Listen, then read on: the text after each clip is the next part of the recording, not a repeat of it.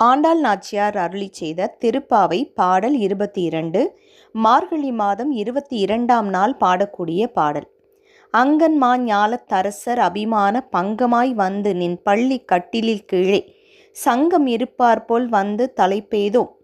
கிங்கினி வாய் செய்த தாமரை பூ போலே செங்கன் சிறு சிறுதே எம்மேல் விழியாவோ. திங்களும் ஆதித்யனும் எழுந்தாற்போல் அங்கன் இரண்டும் கொண்டு எங்கள் மேல் நோக்கிதியேல் எங்கள் மேல் சாபம் இழிந்தலோர் எம்பாவாய். கண்ணன் துயிலில் இருந்து விழித்தால் பாவங்களும் சாபங்களும் தீர்ந்துவிடுமே என்று ஆண்டாள் நாச்சியார் பாடிய பாடல் இது. வாங்க அதன் பொருளை தெரிந்து கொள்ளலாம்.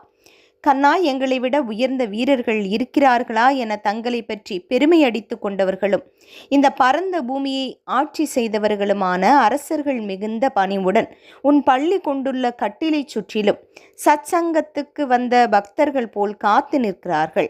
அவர்களைப் போல் நாங்களும் உன் அருகில் நிற்கிறோம்.